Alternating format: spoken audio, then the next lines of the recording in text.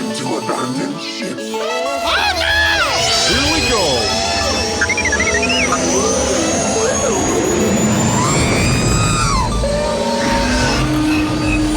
Can I persuade you to join us for a drink? It's a tradition. Here, here. Jar Jar, homie, my main man, quickly. Before the Separatists attack, get into the escape pod. Hey! This is escape, then we're the pod.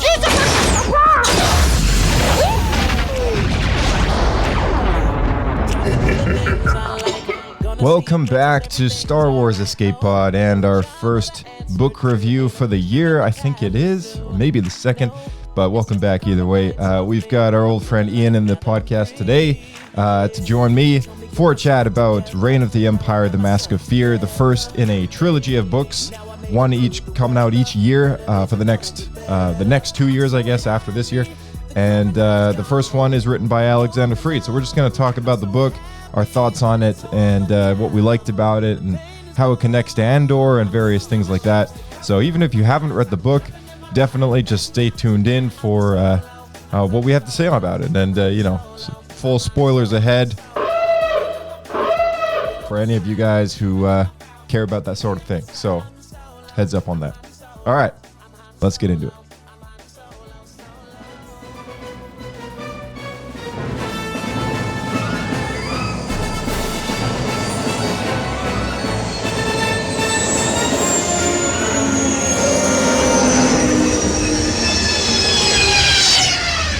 Another happy landing.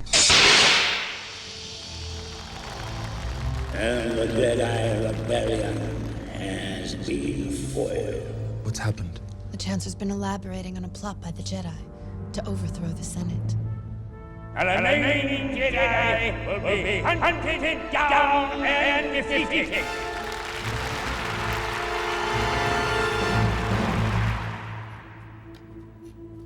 All right, welcome back, Iain. Hi, mate. Nice to be back.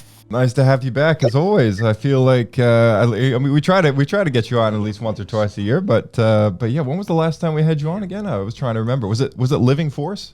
Living Force, mate. Absolutely, yeah. Awesome. Okay, yeah. So I'm trying to remember when that was. Was that last year or was that this year earlier?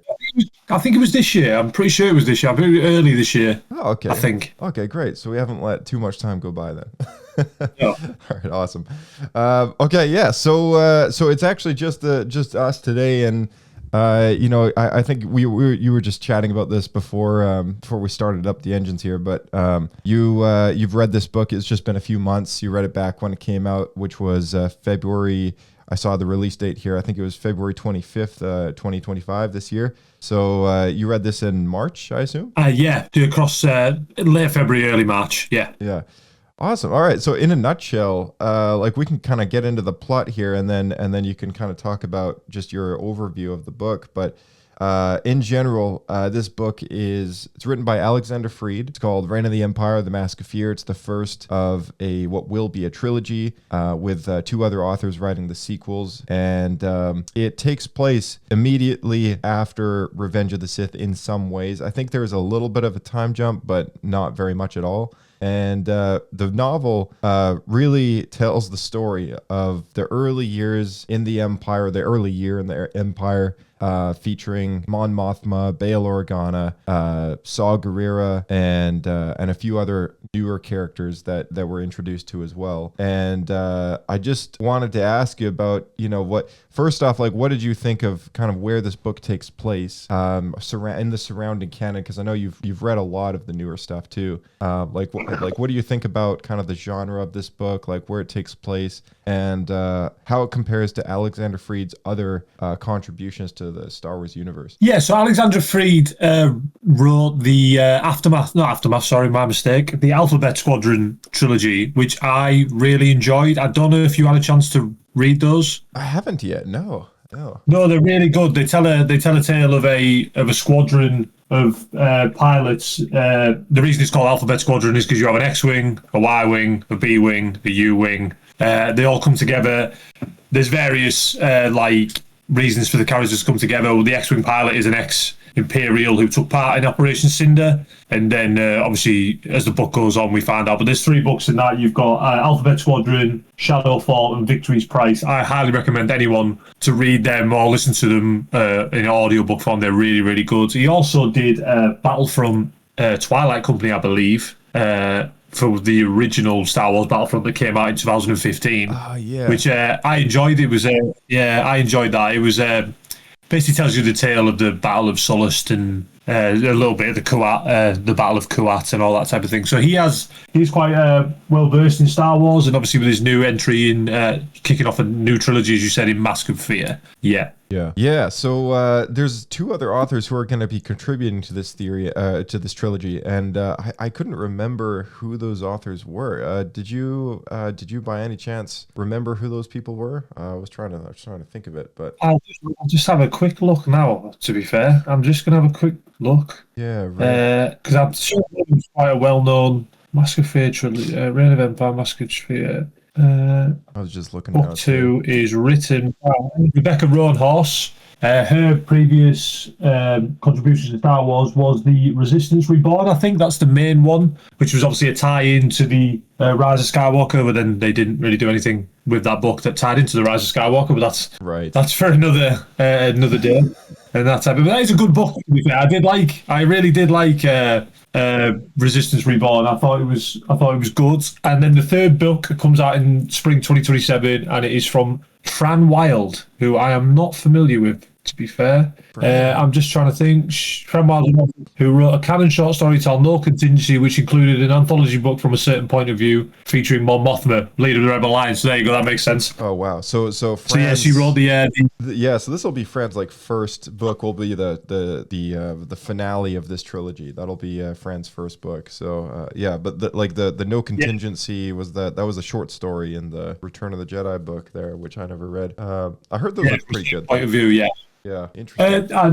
I'll be honest with you. I've read A New Hope and Empire Strikes Back. I haven't got round to reading Jedi yet. The book is actually quite big. Quite a big read, the Return of the Jedi one. So, the first two from a certain point of view are really good. Some stories are better than others. Yep. Some stories are quite weird. But you get. Well, I remember in A New Hope, a story from the point of view of the Dianoga, which was a bit strange.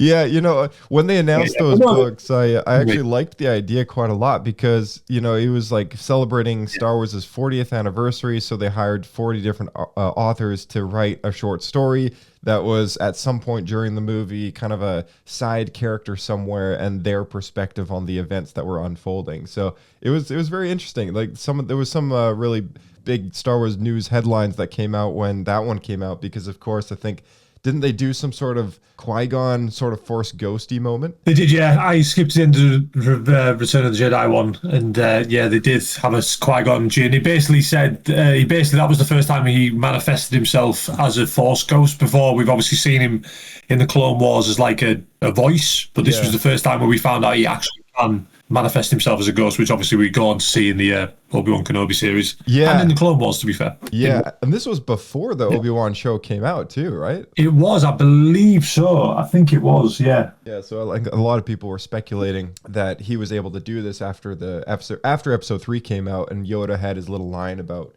training to see his old master, right, to commune with him and stuff. So yeah, I thought it was a really smart decision to kind of put that in and show that Obi-Wan is in a place of being able to do that. And then of course in the show they kind of later sort of backtracked a little bit and showcased that he was struggling to be able to do that all those years later. But yeah, very very cool stories. So hopefully this trilogy ends up turning out. I think. They've done this handoff thing before with movies, and I feel like it's not always worked out overly well. So hopefully the books are a bit of a different story when it comes to that. But in the old expanded universe, they used to do this with a few authors, kind of trading the torch with the Legacy of the Jedi series, I think it was, and a number of other series. Like they kind of did this before, so I'm sure it'll be fine. But. All right, yeah. So this is like kind of dawn of the Empire era here, and like you said, great time period to tell a good story. And this is like the ushering in of a new era. Kind of like how Palpatine says in his speech during the Bad Batch, which is kind of an extension of the one he gives in Episode 3. And this book really feeds into Andor, which feeds into Rogue One, which then feeds into the original Star Wars movies. Especially when you get into characters like Bail Organa and Mon Mothma, characters that we've kind of known about for quite some time. And I just thought it was interesting. What did you think of the just the overall sense of the book? Like what you walked away with after you finished reading it? What did you feel like? Do you feel like you read a pretty great story? I think I read the beginnings of potentially of a great story. I think obviously this lays the groundwork. I think it opens up about a month after Revenge of the Sith, and over the course of the book, you slowly start to see the Empire transition from the Republic into the Empire and what that means for the people. You hear some quite harrowing stuff that some of the senators went through post, especially the big target of the Empire is the people who created the Delegation of 2000, which if people aren't familiar with that, it was a set of cutscenes from Revenge of the Sith led by Padme, Bail, and Mon Mothma, and a couple of other senators who basically weren't happy with the amount of power that Chancellor Palpatine had at the time, and he wanted them to obviously hand his power over. So yeah, that's a big target for the Empire when they first transitioned into the Empire, and you see a lot of the senators being rolled up. But yeah, I think it's the start of a good story. There is parts of it I really liked. There is parts of it that was a bit slow, but that's just obviously starting a new trilogy is always going to be like that. But yeah, no, I really enjoyed it. Obviously, when we get closer into spoiler territory. Awesome, yeah. Yeah, so the novel opens up with sort of the ushering in of the New Order, and we see Bail on a very familiar planet to us Rogue One fans out there.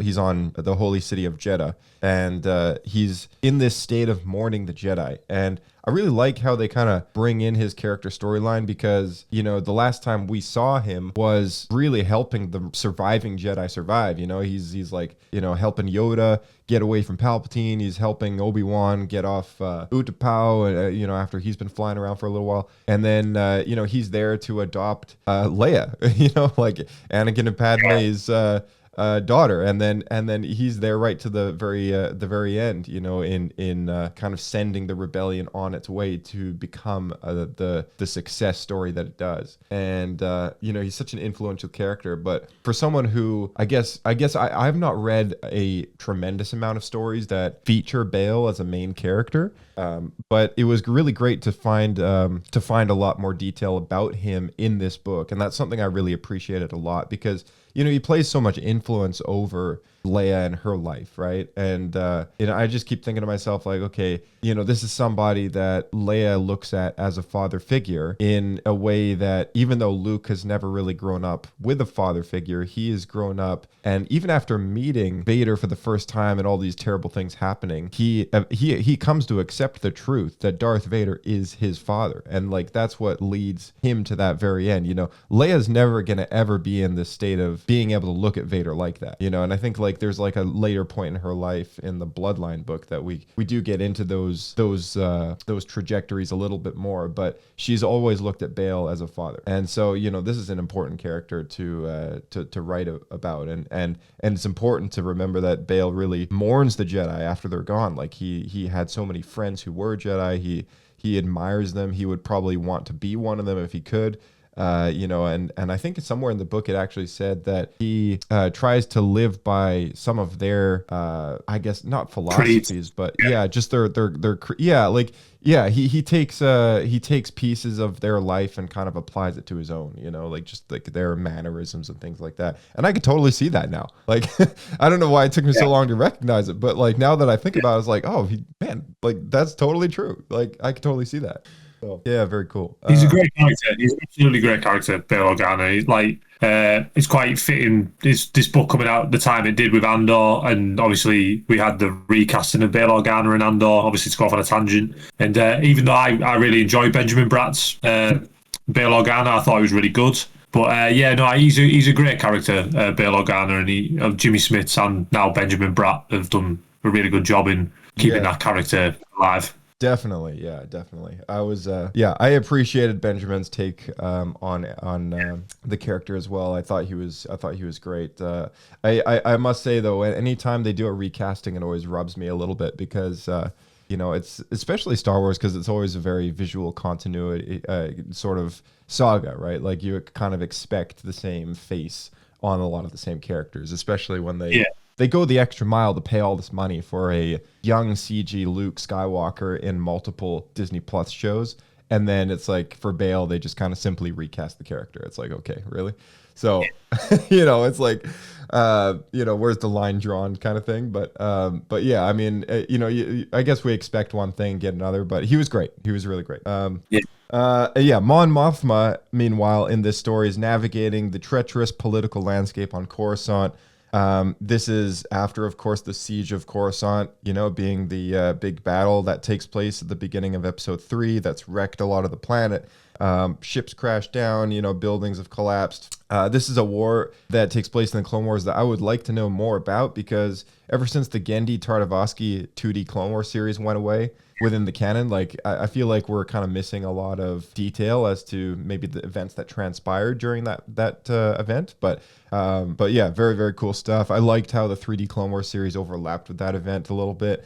I'm always very intrigued. Anytime that it comes up, I'm always very intrigued to like read about it a little bit more, I digest the story a bit slower because it's a fascinating point of the war.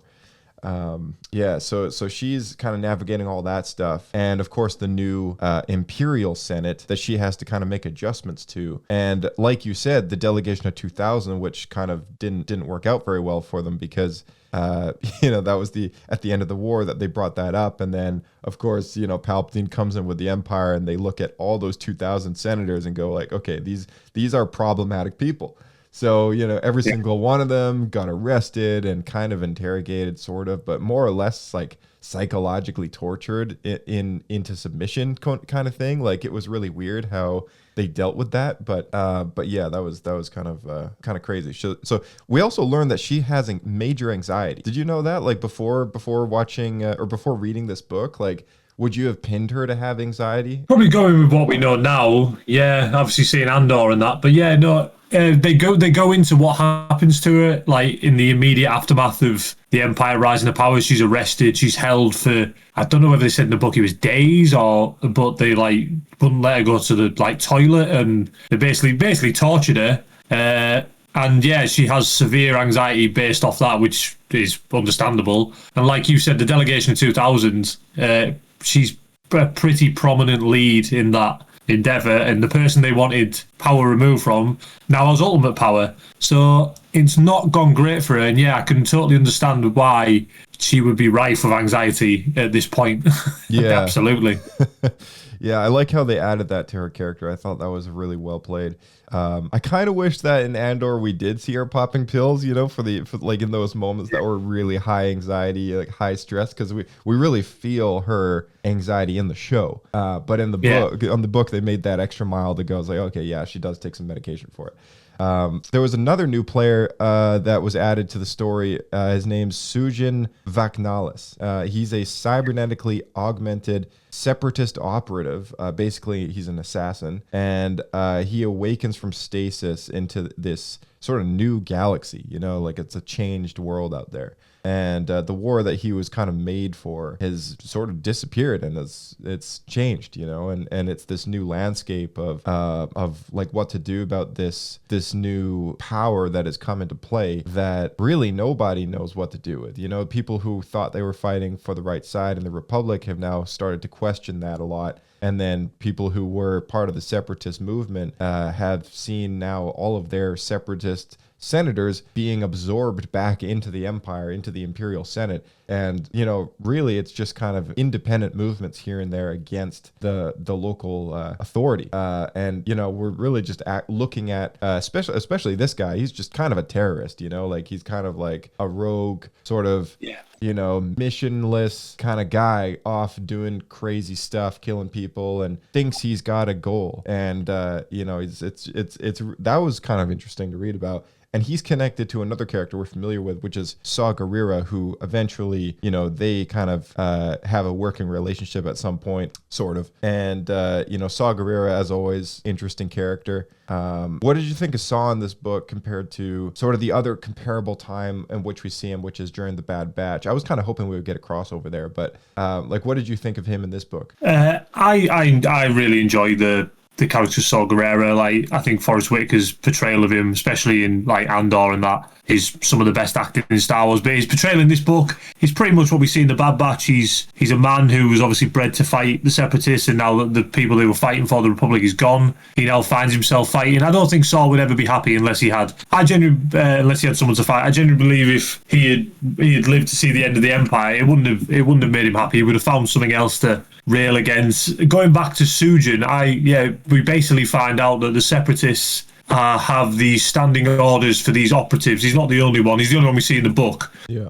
Basically have these standing orders to sow chaos and terror across the Republic. Well, what they think will be the Republic if the Republic wins. And that's his goal. But he doesn't really have a way of doing that because he's basically, like you said, he's a freedom fighter with nothing to fight for, really. Yeah, exactly. It's in a way he's kind of like Saw, but like a cybernetic version of him with directives that he has. He doesn't really know what to do with anymore because the reason that he was fighting for is kind of gone, right? Like and he is sort of having this tough time adjusting to a new perspective on things, and that was interesting to read about. I did like their relationship though because they hated each other, but they had we kind of have to work. Yeah, that was quite funny in the book. Like you're a separatist. I'm obviously a Republican. We don't like each other. We have no common ground in terms of end goal, but we kind of have to work together. But I always knew they weren't really going to work together for a prolonged period of time. Yeah. No, that's a good point. Yeah, it's. I guess I should rephrase and say a reluctant working relationship. Sujin kind of sees through Saw. He's like, "What's this guy talking about?" Like, he kind of like, he doesn't. I don't think he rates Saw that much. To be fair. Yeah.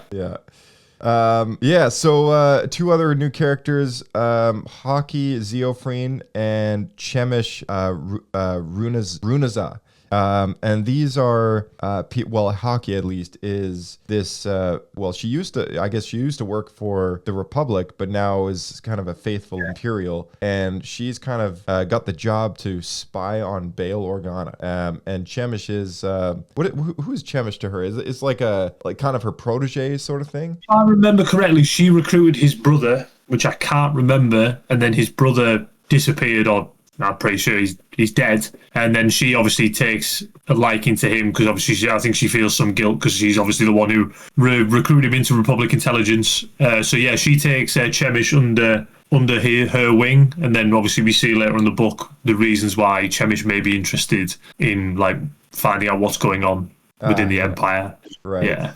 Yeah. So, one of the more core elements about this story is that Haki is kind of following Bail on his quest throughout this story, and Bail's kind of taken out of the political world in this book. He is put in a position of trying to find out evidence because he knows the truth, but he's trying to find proper evidence that he can present to the Senate, and that'll pin the blame of the eradication of the Jedi on Palpatine and his cronies. Like, that's kind of the whole reason that he's out exploring the galaxy, and it starts with his time on Jeddah in the mourning process, and it kind of goes from that to this determined kind of rage that he sets off to try and find the facts. I think he has a real case of survivor's guilt. He mentions Padme.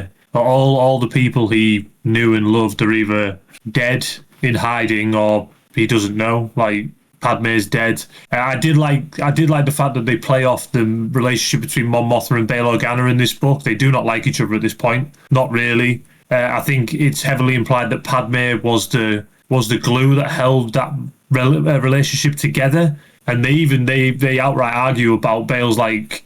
Even I think because Mon is aware of the Jedi were betrayed, but she's like, what is that? What is unearthing that at this point gonna do? Like no one cares. Like she basically says no one cares. But he's obviously racked with guilt, and he's trying to exonerate them in a way that benefits him as well. That obviously takes away some of that survivor's guilt. Yeah. It is quite interesting to learn about the relationship at this point and the fact that they didn't get along. Yeah, it's also interesting, like, because you brought up Mon there as well. Like, it's interesting to see the perspective of senators that we really respect within the stories and their protagonist characters that are fighting for the rebellion, which in a way is kind of tied to the downfall of the Jedi and all this stuff. But like we always kind of think of, I guess maybe most people really look at Star Wars as this through the Jedi lens, you know? And this book does a really good job of pointing out, like, hey, there's good people out there that, you know, they do want to fight the Empire, but they don't necessarily want to fight the Empire because of Palpatine being a Sith Lord and Jedi being killed off. And, you know, like there's other reasons for it. And I think Andor was one of those stories that really kind of showed us that there's a different way to look at things, you know, with this conflict. And this book really did that because Bail is kind of like your average Star Wars fan. Like he's kind of that, like, oh my goodness, like, you know, like I know the truth and of, like, you know, who Palpatine really is, and like I know what happened to all of my friends, you know, within the Jedi Order and stuff like that. I need to present the facts. And meanwhile, Mon Mothma is kind of like, okay, well, you know, the galaxy doesn't care anymore. You know, the Jedi were killed overnight kind of thing. And, you know, like, what difference has it made? You know, like it's like the galaxy's war is over now. And, you know, at that point in time, you kind of start to think, like, what exactly did they add to the galaxy, you know, before the Clone Wars? Like, what were they adding? And I think, you know, it's kind of too bad that the Acolyte got canceled, because I feel like it could have been a show that maybe told a little bit more about that. But as we kind of become, you know, closer to the Clone Wars, like the Jedi being intertwined within the politics of the galaxy it becomes too much, right? And I think it's sort of like, okay, well, at this point, who cares? Like people's opinion of them sucks anyway, so, like, you know, why bother, right? And Bail's opinion is, well, they were really good people and we were friends, so for him he cares a lot, but for other people it's not as big of a deal. So that was really interesting to kind of see the perspective there, and yeah, like you said, of Padme being the glue that holds those two characters together. You know, I kept thinking to myself, like, wow, I never really saw that in the movies, but then again, all those scenes were cut, so yeah, but it's like, I guess we just assume things, right? Like we just assume that everybody's friends. We just assume that everyone in the rebellion's friends. We assume that they're all fighting on the same side. We're all looking through it with the Luke Skywalker, you know, like the sunny goggles, you know what I mean? Like everyone everyone's a good guy. It's like, no, you know what? This book really painted me a new picture of, like, there's people fighting for the rebellion. They're dangerous people. Like, they're like more dangerous sometimes than people in the Empire.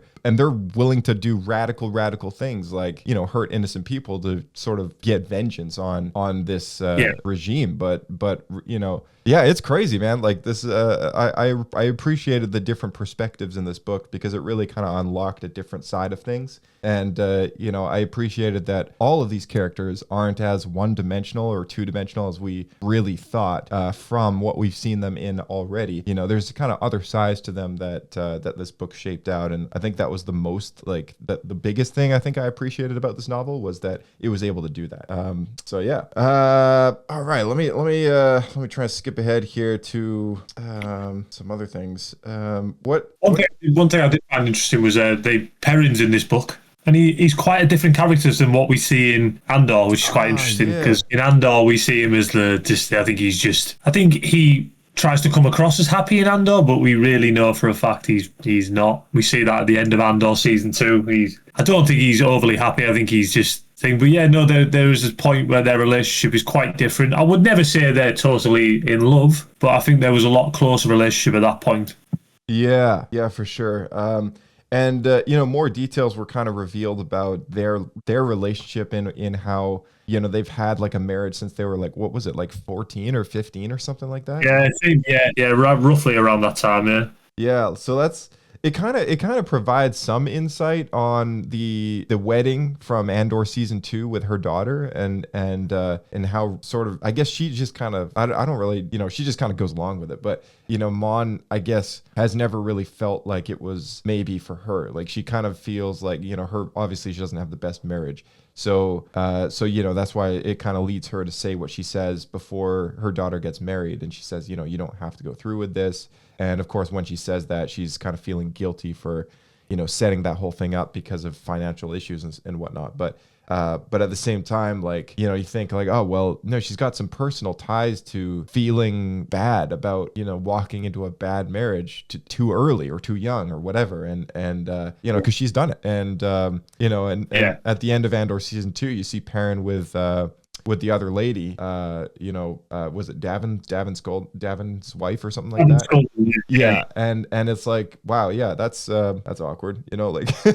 So it was interesting to like kind of get more details on that side of things. So, yeah, Perrin, great to see in this book. Yeah. What did you think of? I guess there was so much that happened in this book. I think this book was how many chapters was this? It was like 50 something chapters, I believe it was. No, 72 chapters. I think it was 72. Yeah. Yeah, it was a lot.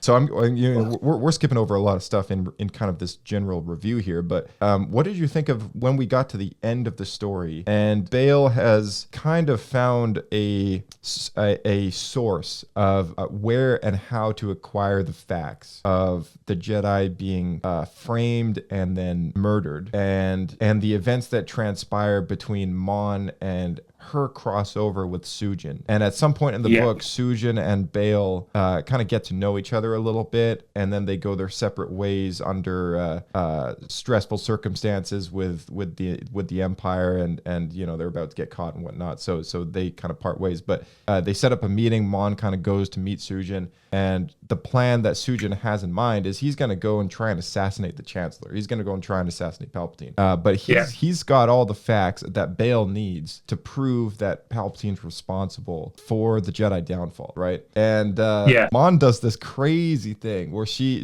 gets information from a different senator who used to be a separatist of how to activate the self-destruct sequence on these cybernetic assassins, and she does it. Like through the she sets it up very like subtly as she's like kind of saying something and slips in the first keyword there. And I had to re-listen because I read part of this book and I listened to the audiobook for the other half. Yeah. And I had to listen to that little like dialogue piece like 3 times for me to actually pick it up because it was so subtly slipped in there. And I was like, oh man, I didn't even notice that. Like when I was listening to it the first time, I was like, whoa, that's so well done. And then she uses the intercom to activate the second keyword, which then blows Sujin up out of the sky as he's kind of flying away on his speeder towards his mission. And I don't know, what'd you think of that? And like Bail kind of sees this on the news and he knows who it is that blew up, and he knows that there goes all the hope in the world that he has a chance of showcasing the facts and everything. Like what did you think of all this stuff? Yeah, it was obviously we see Mon Mothma take a life, which is crazy at this point. She knows it's very Winter Soldier type thing of trying to activate his self-destruct mode. There's certain words and key phrases that she has to say, and it's quite an emotional thing. She obviously gets quite gravely injured off the back of it because it obviously blows up near her as he's on his way to, I don't know whether it's the Jedi Temple or the Senate building, but he's on his way to kill Palpatine. And so I thought it was really, really quite shocking, actually. I was quite shocked at the fact that Mon did that. I can't remember a reasoning why, because you think she'd want to kill the Emperor, but I can't remember why she didn't want. Maybe because he was going to kill a bunch of innocent people with them as well. Yeah. I thought that was quite shocking and something I didn't expect. Sorry, say again. You didn't expect that to happen? I didn't expect. Obviously, when we started the book, I didn't expect Mon to like kill someone, which is basically what she does. Yeah, totally. That came as a surprise to me too.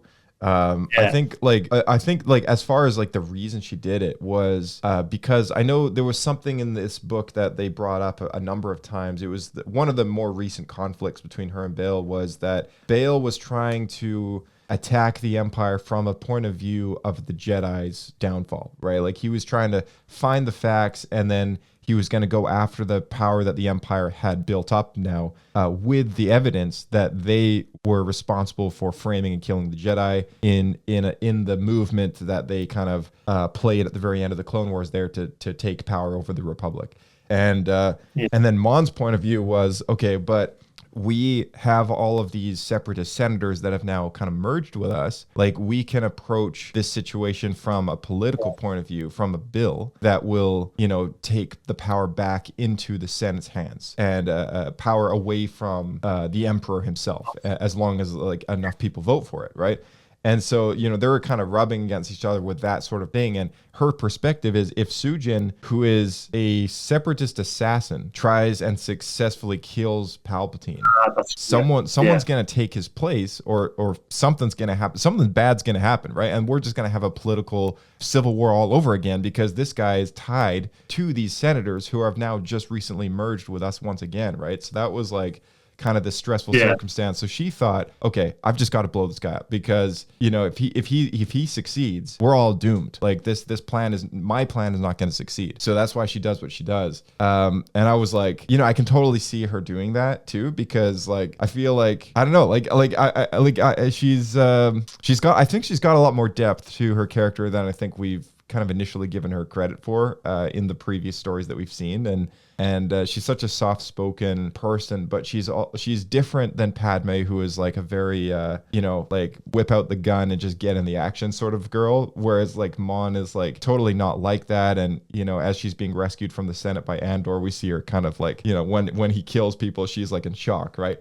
But at the same time, she's not afraid to get her hands dirty if she's desperate. And I think that key word of like desperation is sort of what drives a lot of the decisions that a lot of these characters make through this particular story. And that was something I appreciated a lot about how these characters were written here, was that desperation is kind of on their mind all the time, like constantly. They're desperate under the current circumstances because of the new Empire and the way that things worked out. And like the separatist senators, like they're only maybe going along with things because they're desperate. Like their entire reason for fighting a war was just kind of demolished, like within a matter of days. And what point is there to kind of carry on that fight? So lots of desperation going around. One of the things that she really was trying to push is this. It was called, what was the bill called? It was the Imperial Rebirth. Yes, that was the one. Yeah. So her strategy, the Imperial Rebirth Act, was to put the power back in the hands of the people, so to speak. And like, what did you think of that? And then how we saw things kind of come together at the end with a small appearance from Mas Amedda at the very end of this story, and him showcasing something to her about the Empire's plans for they're kind of like rehabilitation centers, but we could probably imagine them to be like kind of torture centers for people who don't want to comply. He basically kind of gives two cents about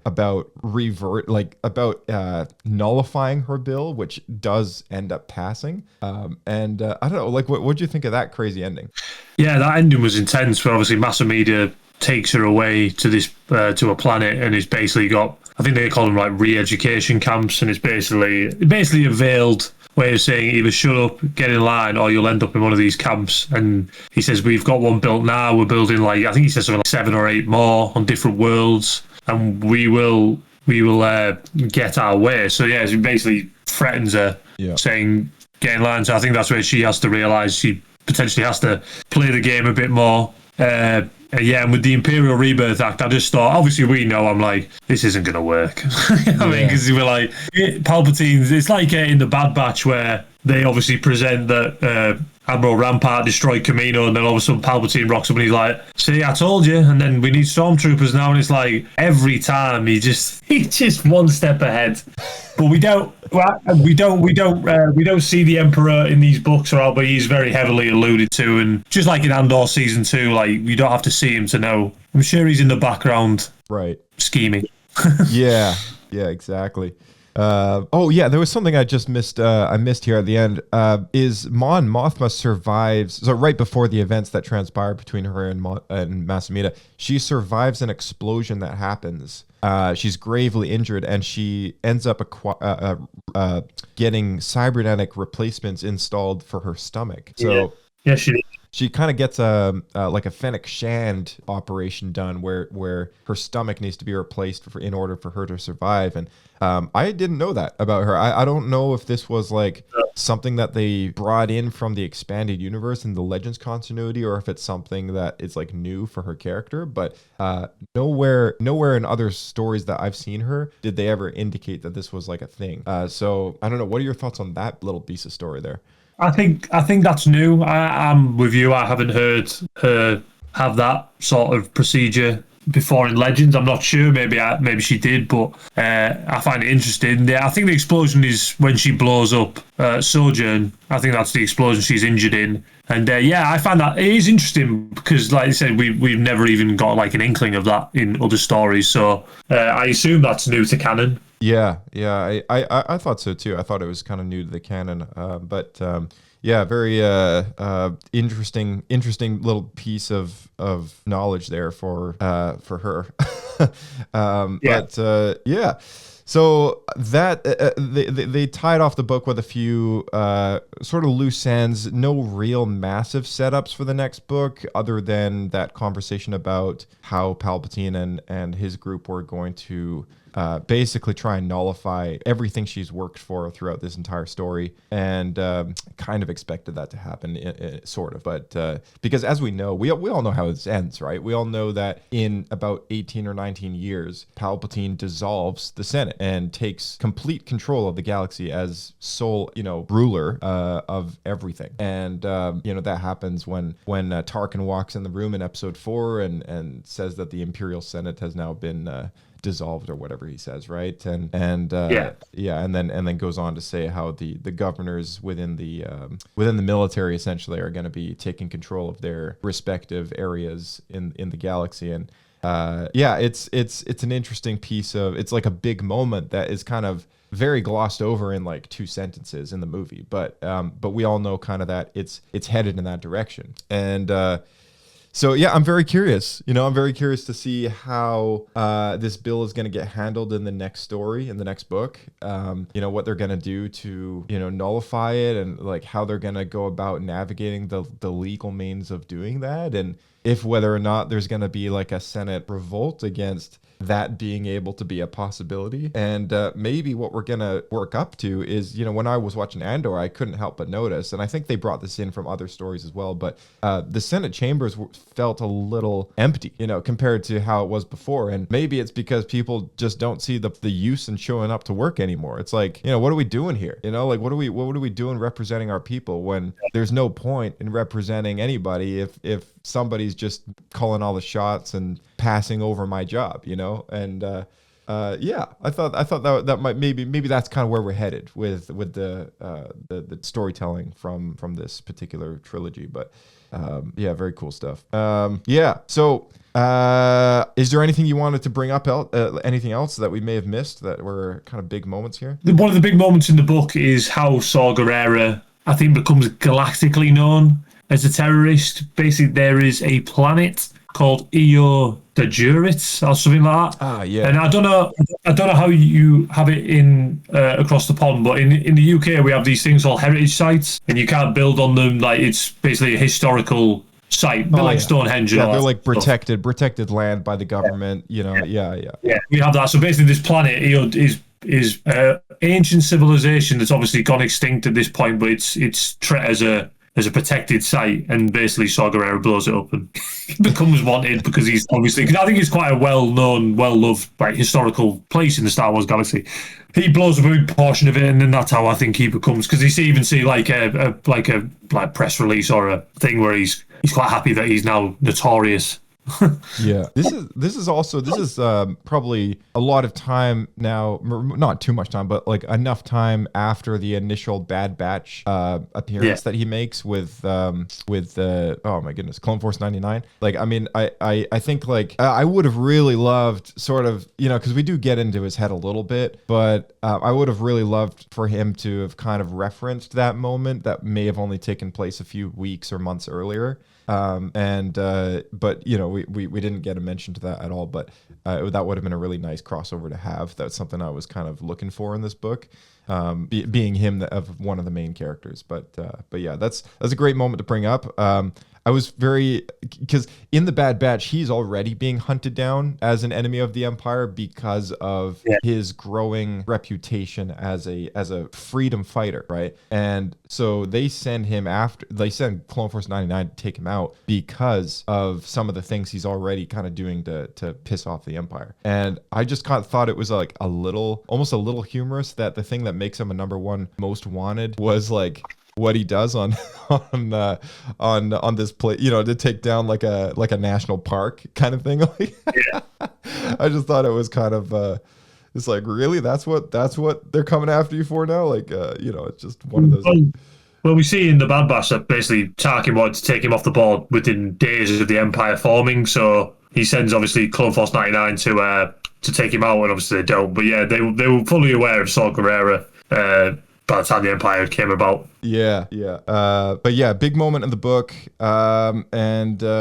Definitely foreshadows his future extremism. I think that was kind of the point they were trying to make, was that his methods of doing things is hurting innocent people. And, I guess it was a really good way to paint that picture. We also saw, I know Bail never really got a crazy good speech in Andor other than setting up the speech for Mon Mothma, but he did make the pitch for Mon Mothma's bill. So even though there's a rivalry or a little bit of a dislike between those two characters of Mon and Bail, she did trust him enough to deliver the masterful speech for her bill that she worked so hard for throughout this entire story. So that was really interesting to read, and his speech was well done and well executed, and very strategized from a point of view that I guess could convince people that may have not been convinced before that they want to vote for the Imperial Rebirth Act. Like, he put it in a way that was deceptively attractive, to vote for this bill either way. And he succeeded because everyone voted for the bill, but of course now we'll see what happens to that. But that was a favorite moment for me as well for Bale's character. I'm looking at like a top 10 defining moments of this book. I feel like we've definitely hit them all, like all the things that we mentioned. I think if you're good, then we can move on to giving this some Pablo points and poodoos. Definitely. Yeah, I'm good. All right, sweet. So Pablo points and poodoos. Oh, hold on a second. Let's cue up the music here. All right, so Pablo Points and Poodoos is our rating system on the podcast. I feel like you might be familiar with it by now, but we'll just we go over it for our listeners who might be first timers here. So 3 Pablo Poodoos is like terrible. 2 Pablo Poodoos is really bad. 1 Pablo Poodoo is just bad. A Bendu is a 50% score. It's kind of like, so. 1 Pablo point is good, 2 Pablo points is great, and 3 Pablo points is terrific, the best of the best. And there's 0.5s in there as well if you want to give it a 0.5. So what would you give The Mask of Fear, The Reign of the Empire, number 1? What would you give it? Well, I always grade stuff on the Darth Plagueis scale. So Darth Plagueis in your scoring system would be 3 Pablo points. So I would give Mask of Fear 1. I thought it was good. Yep. Yeah, I think it has the potential to be great. Obviously, when we see what happens with the remainder of the trilogy. Yeah, I agree. Yeah. I agree. All right, yeah. So so you get a 1 Pablo point. All right, Darian gave it. Darian's our other friend here who would have been here today, but he read the book and he's given it 1.5 poodoos. So I don't think he really didn't like it. I gave it a 0.5 Pablo points, so like a little under you. But I feel like you and I are pretty synced up on this score. But at the same time, I think the one thing that took it down a 0.5 for me was that the book felt quite long at times, and like as much as I appreciated the plot and the characters and kind of what it got into, I also felt like it was maybe longer than it needed to be for the setup of what's going to be a trilogy of events. I'm hoping that the next two books don't really. I hope they maybe cap it at like 55 chapters or something. I feel like 72 may have been a bit much, but we'll. I'm more of a cut to the chase kind of guy, when it comes to the stories. But yeah, it is what it is. All right, well, that's Pablo Points of Poodoos, and I think that's everything. I think before we wrap things up, I got one little piece of news, but before I get to that, I just wanted to ask you what's something that you're looking forward to for, I guess, the remainder of 2025. Like Star Wars fans don't have a crazy amount coming their way, but there is always lots of things that just kind of fly under the radar a little bit. I think Visions Volume 3 is maybe one of the larger things that's coming out there for the rest of the year, but there really isn't too much more. There's no more games coming out, I don't think. We just have books and comics, but is there something else that you're really looking forward to this year? There's a couple of things I'm looking forward to. Masters of Evil, which is a new book coming out from Adam Christopher, who wrote the tremendous Shadow of the Sith. I'm looking forward to that. I'm also looking forward to the 20th anniversary Revenge of the Sith novelization coming out by Matthew Stover. That's going to have annotations, and that comes out in October. And other than that, no, I'm just looking forward to, like you say, we haven't got a lot to look forward to, but potentially we could get Maul Shadow Lord very early in 2026, hopefully anyway. Oh yeah, here's hoping. Yeah, that's gonna be awesome. Yeah, awesome. Sweet, thanks, Ian. Always great having you on, as always. And hopefully we do another one of these book reviews before the year is up, and catch up on some more Star Wars. So, big thank you for joining us this week. Always a pleasure, mate. I always love coming on. Awesome. All right. We'll see you in the next one.